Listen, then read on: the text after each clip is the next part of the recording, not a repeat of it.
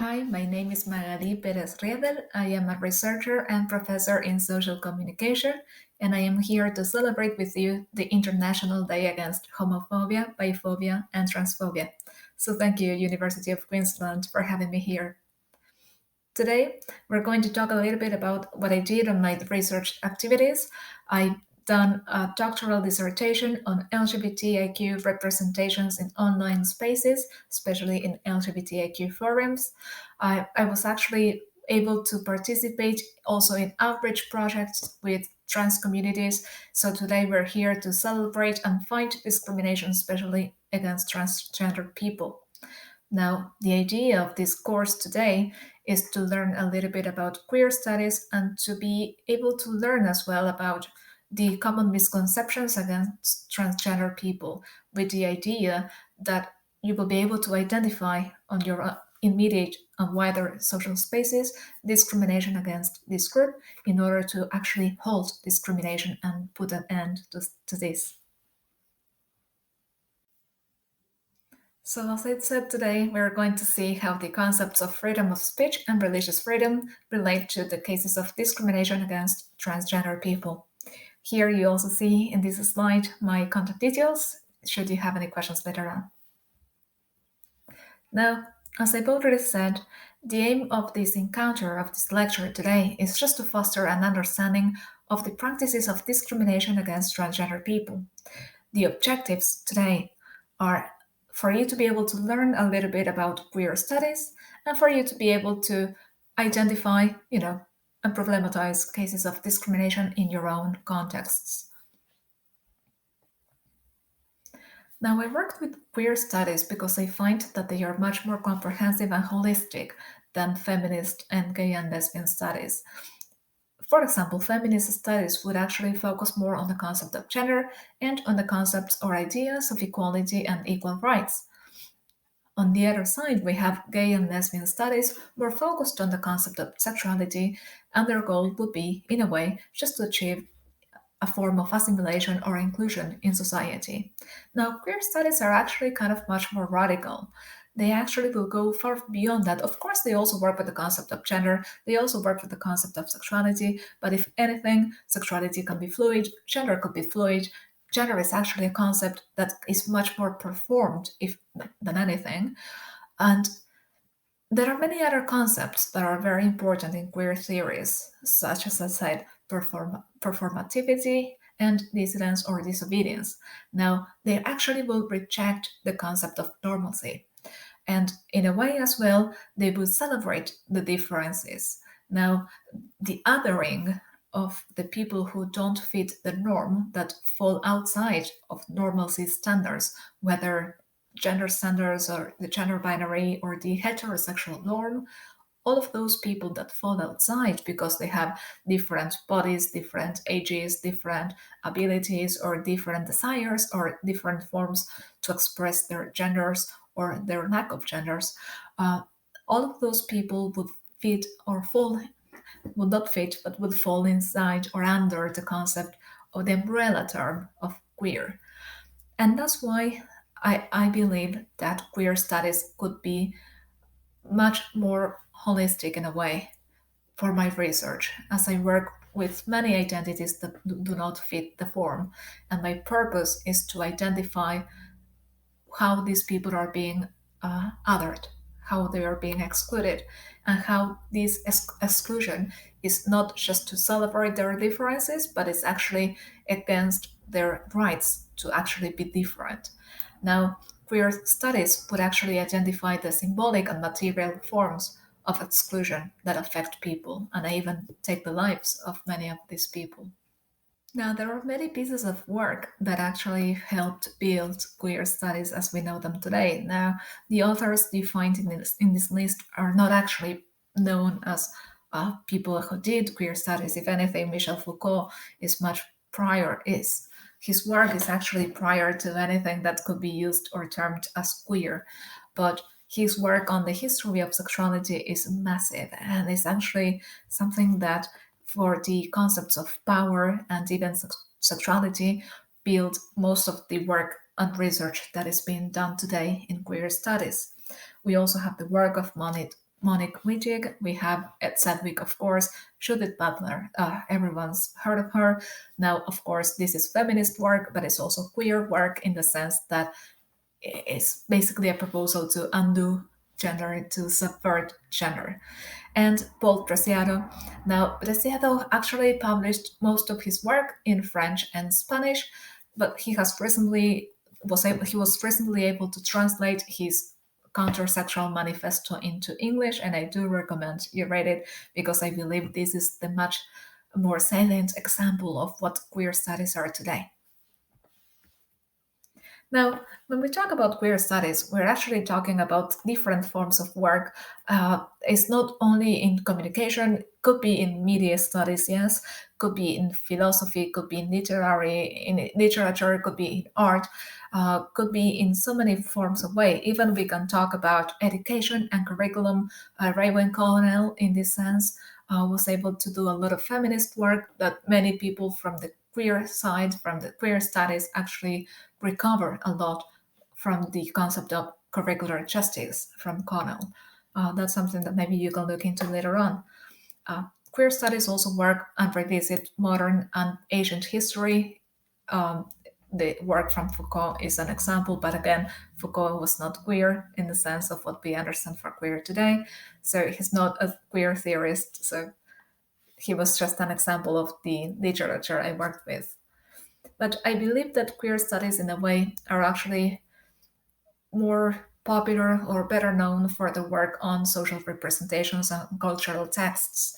If anything, this is what we're going to discuss now when I tell you about the research I've done for my doctoral dissertation. Now, before we go to that, I wanted to go over just very quickly over the history of LGBTQ movements. Now, most of us have possibly heard about these Stonewall riots, and we've already heard as well about the sexual liberation movements. Now, in the 80s, with well, the gay plague or the AIDS and the HIV crisis, most of these movements have actually lost their power and many of their members as well. But this would only reshaped the LGBTQ movements and actually enabled the creation of new forms and new forms to accomplish their political objectives and their advocacy rights. In Argentina, the movement has actually not been that different. We have, of course, gay liberation movements, but other than AIDS, what was actually the reason why many of these movements had actually been dissolved or lost their members or actually lost their power is because of the Dirty War, which is the last dictatorship in Argentina, the military dictatorship that occurred between 1976 and 1983. Now, during this period of time, many people, many especially gay and lesbian activists, had actually left the country or had actually gone into clandestinity or their movements just dissolved. Of course, some of them still operated making publications or subversive acts on their own, but again, this was not a democracy, so of course their lives were at stake. Now, in Argentina in 1983, we had this democratic return, and years later, of course, fighting as well against AIDS, many of the movements were able to recoup and regroup, and they were able to start thriving as they did later on. Now, in Argentina, we had our first Pride Parade in 1992, and this was just a gay and lesbian movement, a gay and lesbian parade. And only in 1994, the transgender community was able to start to participate. The 90s were actually radically good for the LGBTQ movement. If anything, many of the organizations started to achieve recognition from the government in the sense they became social and political actors that were able to negotiate for their rights.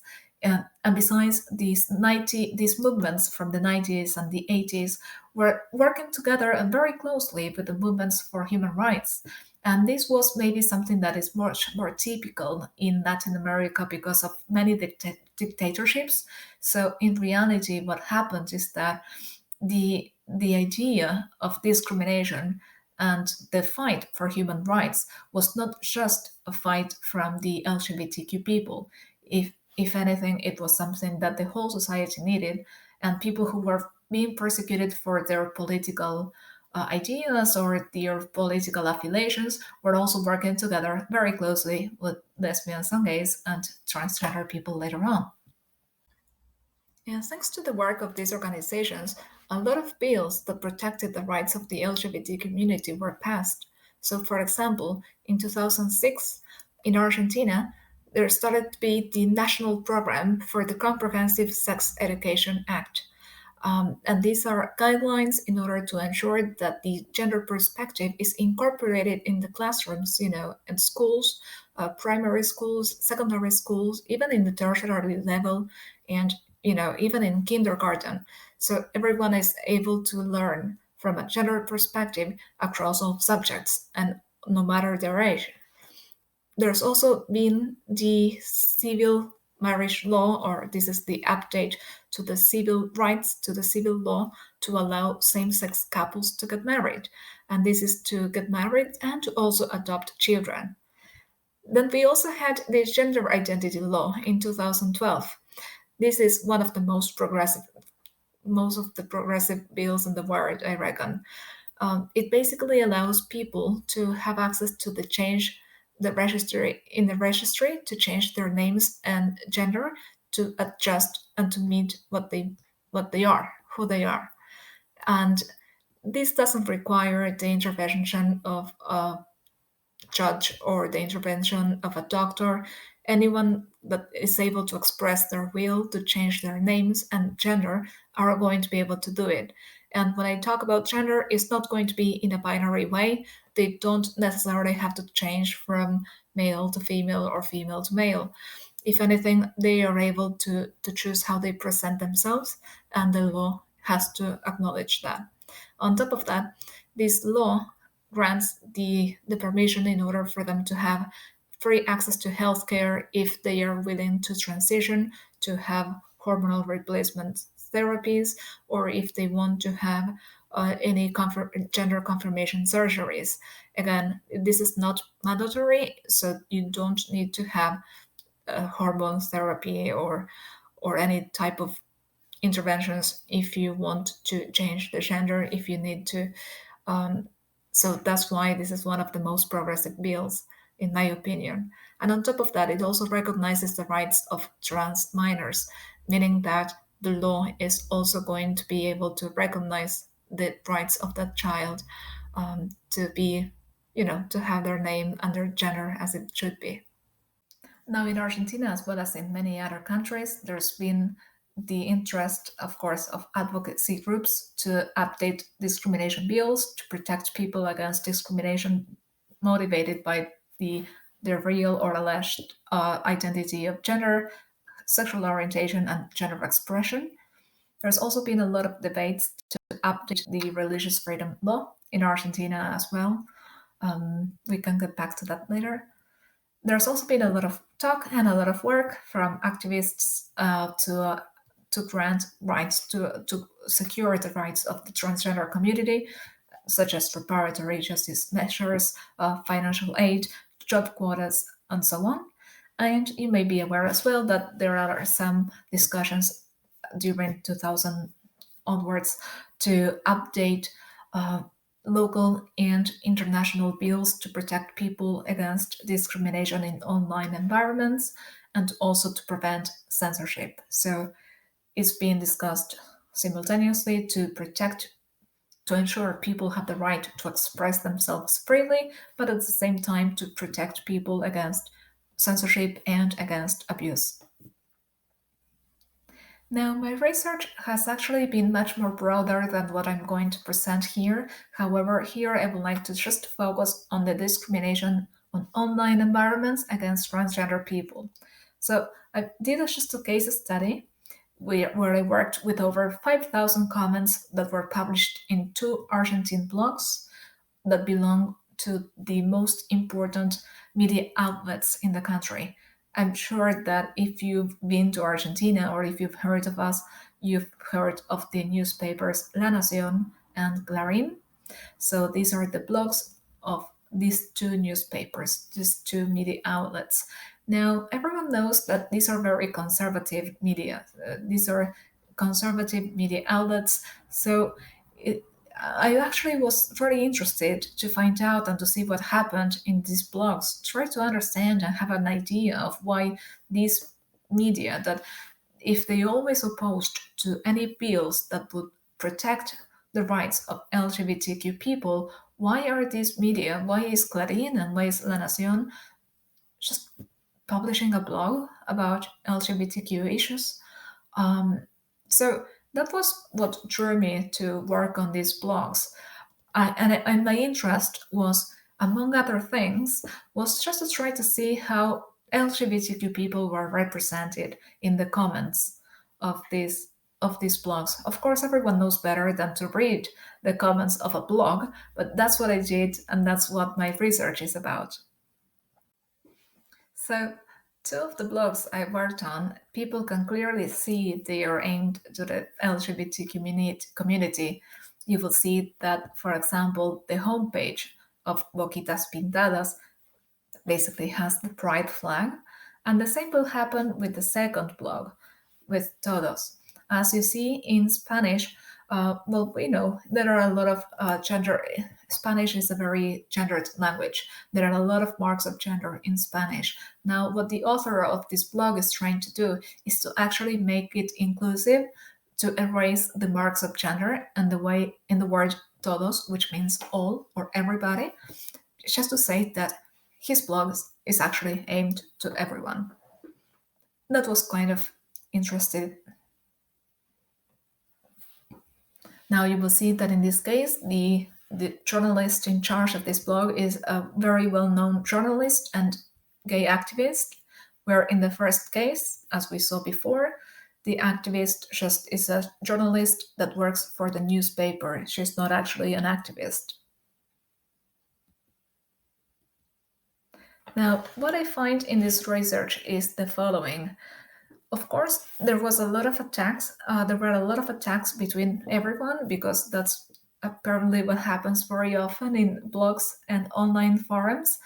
But what I realize is that perhaps because of the topics at hand, there was a lot of discrimination against transgender people, especially in articles or blog entries that discussed the possibility to give a job quota or a financial aid to the people who were actually vulnerable members of the transgender community. Apart of that, I see that when it comes down to transgender minors, when there is the possibility to recognize their rights because the gender identity law actually protects transgender children and acknowledges their right to recognize their own gender and to actually have access to any legal requirements, any legal protections that they need. Now, when it comes down to children, there is not an actually like a violent form of discrimination. If anything, what happens is that children must be confused, so they need to be protected. So they actually deny the identity, the gender of the children because they don't know better. They are just children. They are going to change their minds. Today they like this. Tomorrow they're going to change their minds about it, and they will forget. Or it's just a phase. Who hasn't heard that before, right? It's just a phase. They are only confused. Now, as I said, they actually reject these forms of reparation or affirmative action from the government. Now, they don't approve the idea, especially to give a financial aid, because of other priorities. There are things that are much more urgent that affect the society as a whole. So, transgender people are not actually the priority and they are not part of the society. So, for example, I read comments such as, I don't want my taxes to pay for these people. There are other priorities. Let's focus on that. And oftentimes, I see that transgender people, especially transgender women, who are the most vulnerable of these groups, I see that trans women are actually misgendered on purpose. And this is such a form to attack them on a personal level that is very common actually in online spaces. And I also see that when it comes down to other identities or non binary identities, or even transgender men are not actually mentioned. And there are a lot of other identities that are just not part of this speech of these users. Now, when it comes down to online discrimination against transgender people, I find that many forms of discrimination against trans people are actually kind of similar in a way to the forms of discrimination against homosexuals historically. So, these conservative discourses, you remember or you may be aware, many of them are actually very present even today, that basically would associate homosexuals with sin, with the concepts of illness, or even with the concept of deviance, right? Well, similar things are being said about transgender people in these particular comments I found online. Remember, of course, this was in a context where there was a lot of discussion about LGBTQ rights, and maybe that's the reason why there was a lot of hatred against transgender people. And again, this is only on online spaces.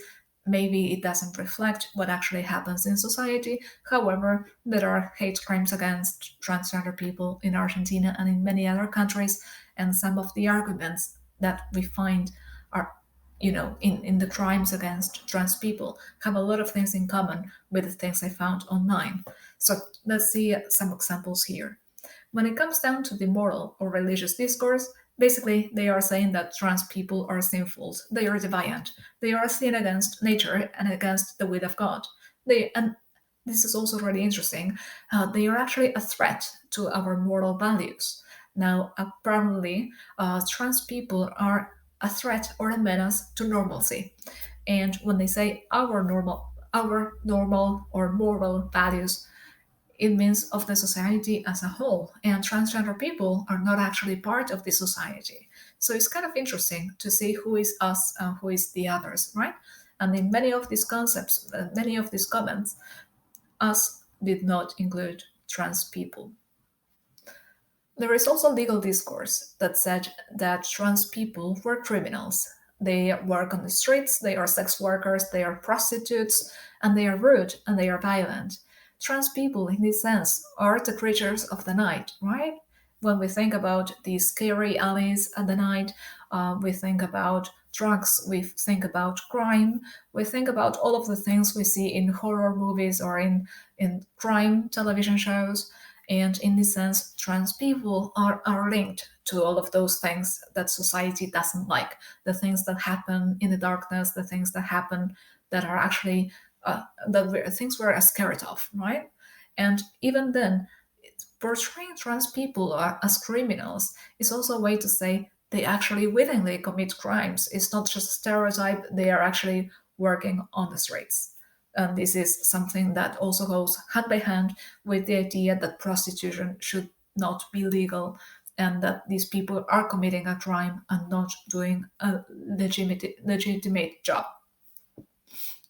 There is also medical and scientific discourse that says trans people are sick, they are perverts, no, they do drugs, they need help, right? If they do drugs, they are alcoholic, drug addicts, they have sexually transmitted diseases, they have AIDS, HIV. Again, this is a form as well to exclude and to justify the exclusion of people because they are a menace and we don't want them anywhere around us or anywhere around our children. And that's why these arguments just are actually very functional to justify the discrimination against this group and to sustain their exclusion. Now, there are other things that are actually kind of harmful. Well, of course, all of these comments are very harmful, but they were just like a miscellaneous, right? They basically say that trans women in the comments, right? They say that trans women are men in disguise, that they are not normal, they are freaks, they don't want to work, they are lazy, and they are selfish because they expect people to meet their crazy demands. They expect people to pay with their taxes to finance their addictions and their diseases and their choices. And they even say that they are lazy in the sense that they don't want to work, as if work was not actual or real work. And this is just many of the things that I read online. And as I said before, when it comes down to children, they say that they are not actually trans, they are just confused, that they are just being brainwashed by others, such as the gay lobby. There is a gay lobby apparently, and they are also being brainwashed by the government, following their political agendas to be or to show themselves as they were more, as if they were progressive or inclusive. And this was, of course, in relation to a case of a transgender girl that was 6 years old, and she already knew she was trans, and she was able to get the ID with her name on, even though she was 6 or 7 years old by the time she got the ID. In my research, I also find that in many cases, many of these comments, trans and trans people, lesbians and homosexuals and bisexual people were actually used basically as scapegoats. There were many other issues in the context of this research, 2012, 2015. Well, it's not just in these years that in Argentina there is a major financial crisis and many political and social issues that need to be addressed. However, I found it quite interesting and quite. Uh, I was a little bit concerned by the fact that many people were going online to LGBTQ spaces in order to attack LGBTQ people, even though they said that there were many other urgent matters or issues that were much more important or urgent, such as malnourished children, unemployment, people whose pension was not enough to pay, the elderly whose pension was not sufficient to pay for their medicine or their food. Um, so they were putting all of these examples to show that, if anything, what transgender people claim or what they need or what LGBTQ people want is actually just a whim. It's not actually something important, and it's not something that anyone is going to support in this context. I see as well that all of the political efforts to help LGBTQ people are actually seen a form of discrimination that will favor a very specific group. And if anything, these measurements would affect the rest of the society. As I said, according to the rest of the society, there are other things that are much more important than the lives and the health and the well-being of the LGBTQ people. And if anything, these laws, these bills, or these acts to protect this small group, this vulnerable group, is just a form to privilege them. Now, at the same time, some of the comments, of course, they were discriminatory, but many others were not. They were actually asked for others to respect and to not be violent against trans people or lesbians and gays.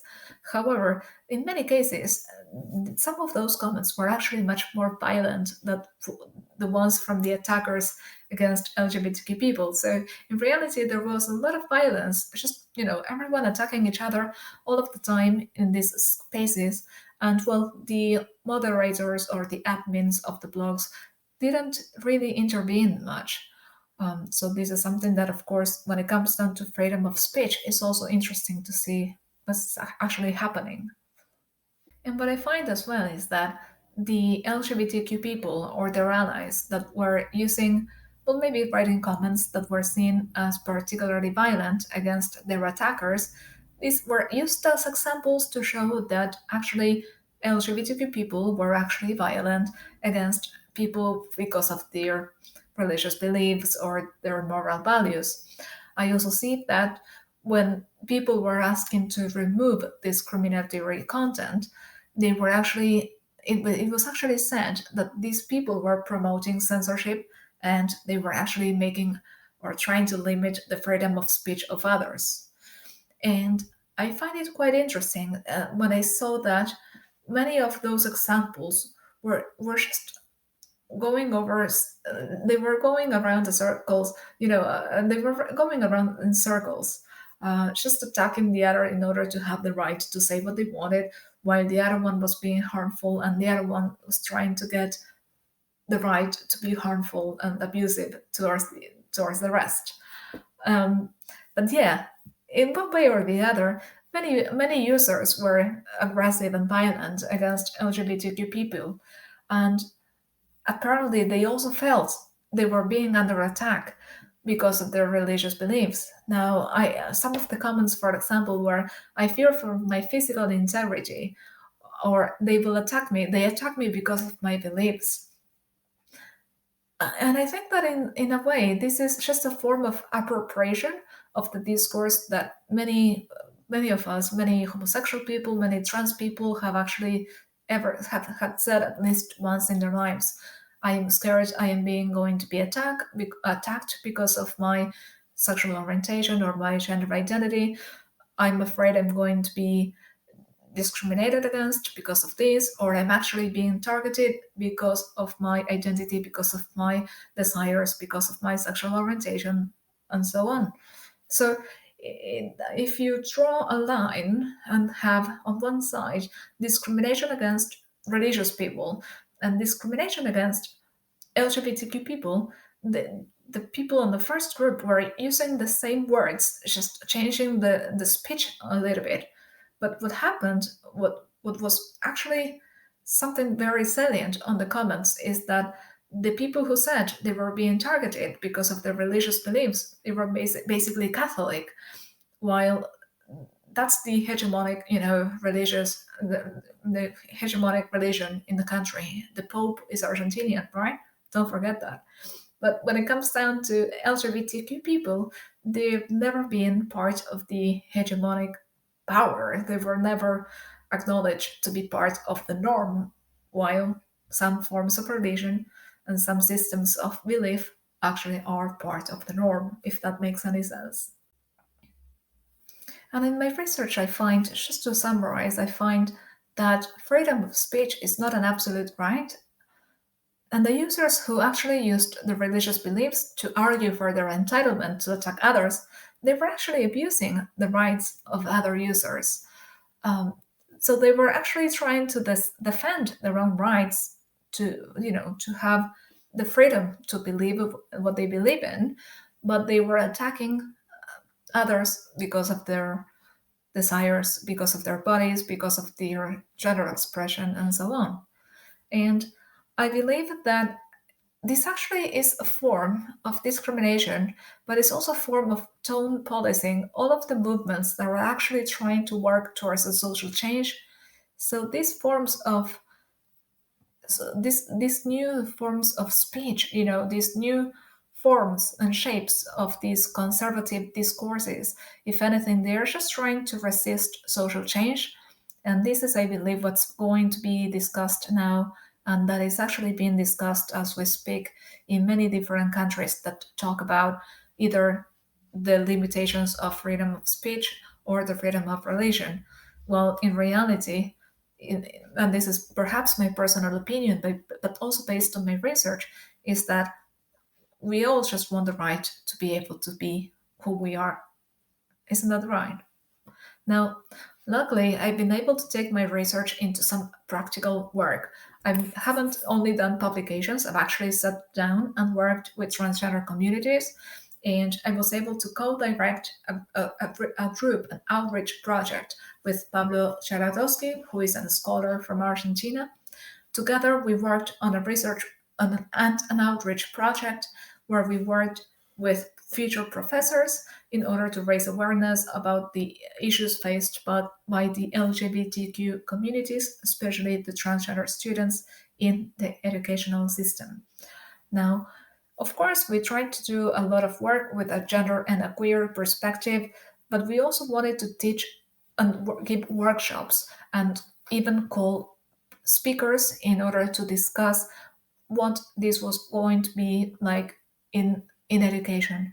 And this is, of course, using the guidelines from the Comprehensive Sex Education Bill we discussed before, which, even though that bill was passed on 2006, um, all of the educational institutions were actually able to choose whether they applied those guidelines or not, whether they actually used the materials and the manuals or not.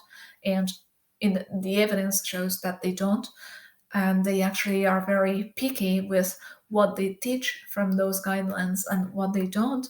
So that's why our outreach project was just trying to cover that gap, to actually be able to teach even more than what those guidelines and the law was actually trying to get people to learn, right? So we had a lot of accomplishments, and I'm very proud to say that we were able to teach more than 150 future professors. We were also able to work with the Mocha Celis Secondary School, which is the first of its kind. It's a secondary school for transgender adults and also for many people who were excluded from the formal education system, so they can come back and study and finish school. And we were also able to invite many panelists and many speakers to the University of Quilmes. And as I said as well, we made a couple of publications which you're going to be able to find in the references, and hopefully some of them will be published very soon. And just for you to know why we decided to work with the transgender population in Argentina, especially with trans women, is because there are a lot of issues that actually affect this population. Um, Although we have the gender identity law, there are a lot of issues that still affect this community. There has been progress, of course, but it's actually been quite small, the progress.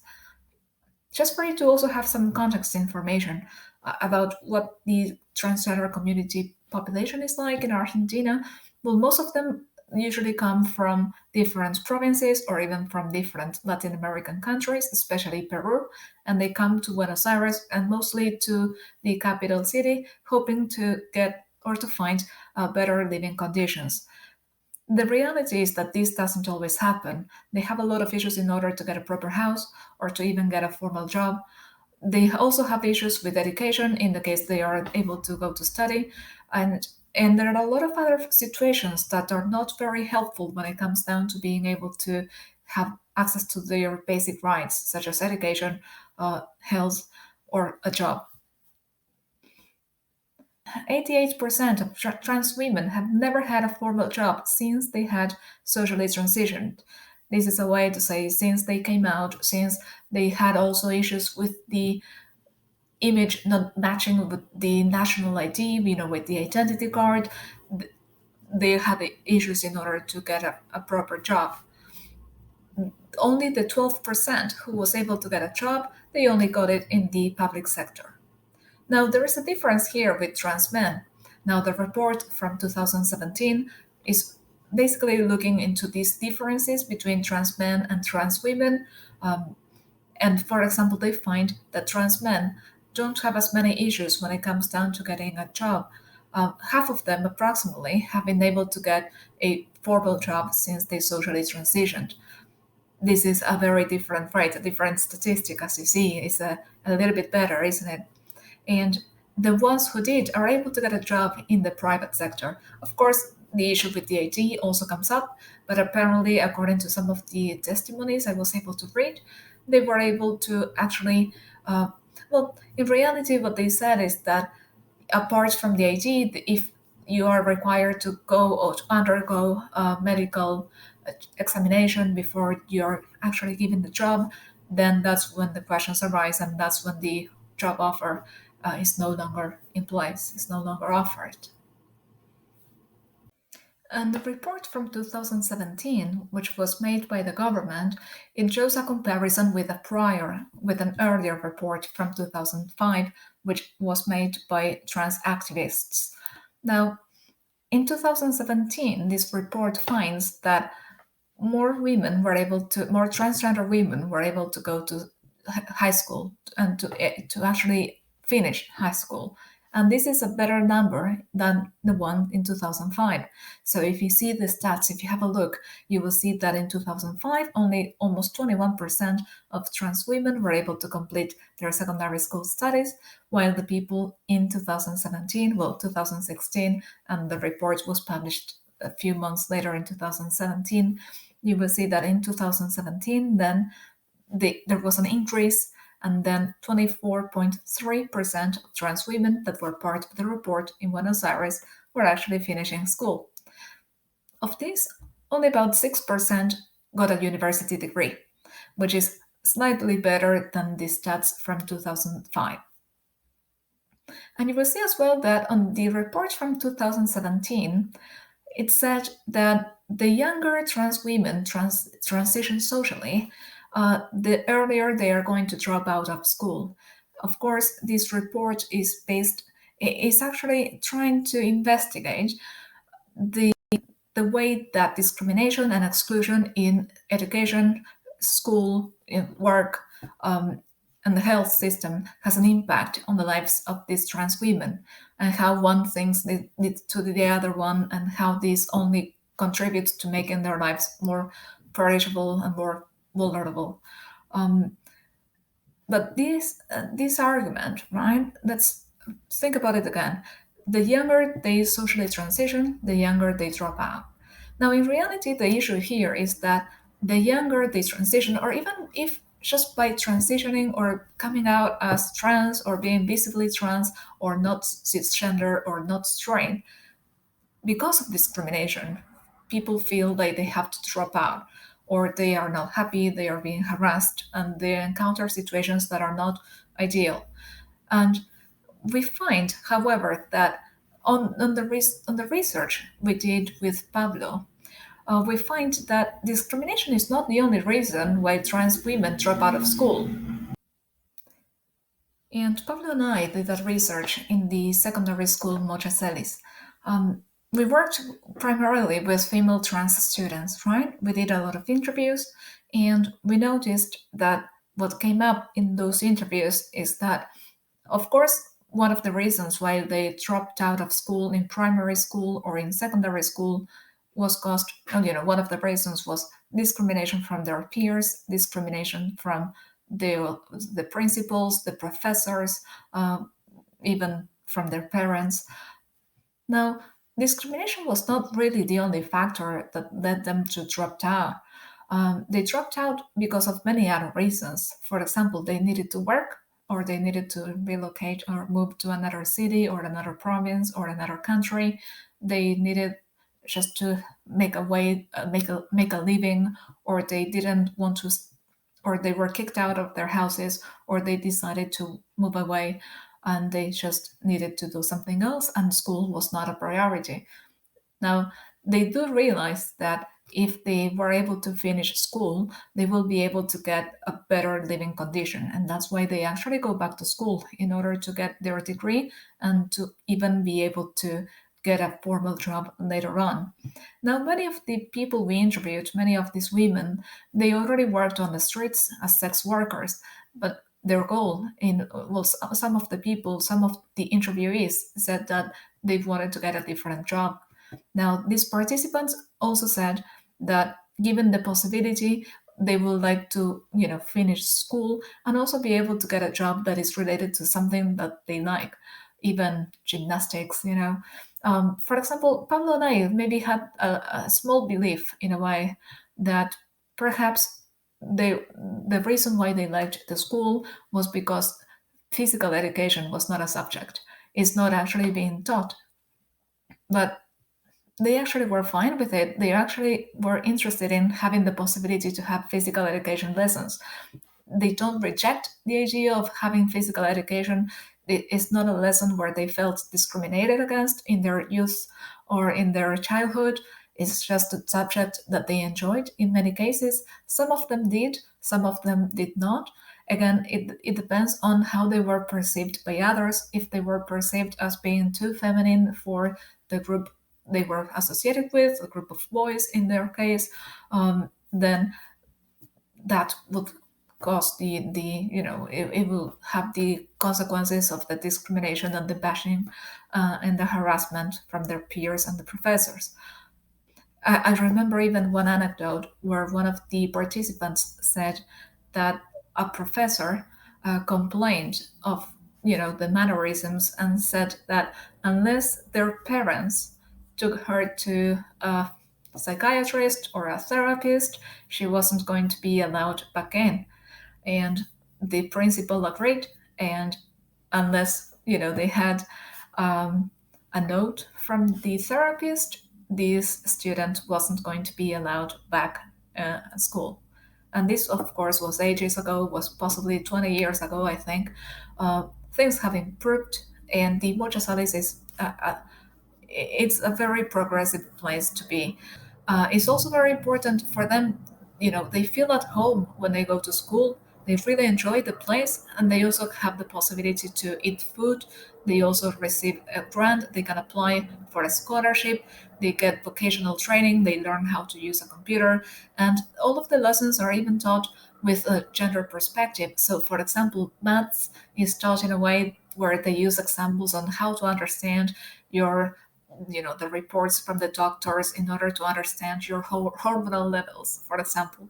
It's something that when you are 12 and you go to school, like normally you don't have that, you don't learn math that way, but you do in the Mocha Celis because that's what is of interest of the students. So, in short, while there has been a small improvement in access to health and education, thanks in part to the gender identity law, or thanks in part to the Mocha Celis Secondary School and other initiatives made by advocate groups or LGBTQ movements and so on. In spite of all of that, there is a lot missing. It seems like real material changes and real symbolic changes still need to happen, and there's more work to be done. Now, there are still a lot of hate crimes, a lot of cases of discrimination against trans women, especially the transgender community as a whole, but especially trans women. And for example, even the trans students of the Mocha Celis get discriminated against on their way to school. Imagine going to school and having to face someone telling you things, or even seeing you as a sexual object and just like that. Um, th- there are a lot of things that go against the human rights of the trans community, and it is important to understand what is causing this and what are the implications and the consequences of the practices of discrimination.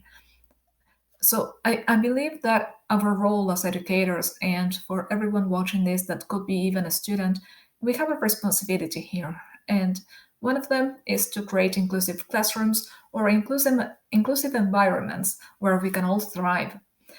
We, let's be an ally. Let's try to make change happen. Let's help tackle these issues. And this is not about religious beliefs or a system of beliefs, or it's not about faith. It's just about human rights. That's all.